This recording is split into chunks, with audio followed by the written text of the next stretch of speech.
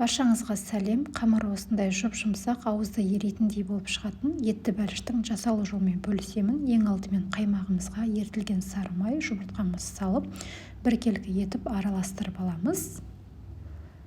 Осылай жақсылап араластырып алғаннан кейін 1 шай қасық қопсытқышымызды қосамыз. Тұз қосамыз, ұнымызды қосып, жұмсақ қамыр илейміз. Қай зат қанша мөлшерде кеткені мен осы видеоның астында описание бөлімінде қалдырамын. Каналыма тіркелмеген болсаңыз, тіркеліп алыңыз. Алдағы уақытта бұдан да жақсы рецепттермен бөлісіп отыратын боламын.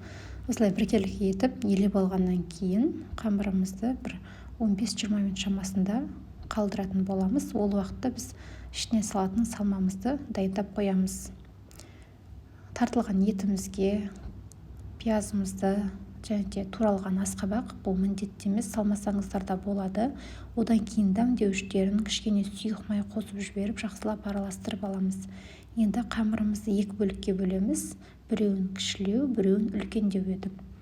Үлкендеуін астына қойғанға жайып аламыз. Осылай 2 бөлікке бөлеміз. Енді қамырымызды өзіміздің табамызға келетіндей етіп жайып аламыз. Оны себе отырып, өзімнің табамның формасына сай келетіндей етіп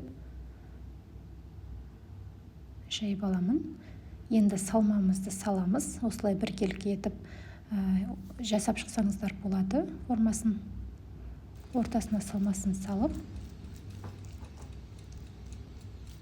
бетіндегі қамырымызды да жайып, осылай қоямыз. Енді шет-шеттерін осылай ең бірінші төбеге қарай бастырып шығамыз. Одан кейін барып әдемі көріну үшін осы видеодағындай жасап алсаңыздар болады, өріп.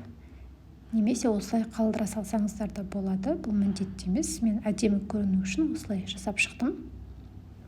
Қазақша контенттің ары қарай дамуына септігіңізді тигізу үшін осы видеоны өзіңіздің жақындарыңызбен де бөлісіп қойыңыз. Және де видеоға лайк басып, комментарий қалдырып кетуді де ұмытпаңыздар. Егер де осы рецептпен жасап жатсаңыздар, енді ортасын пышақпен тесіп алатын боламыз.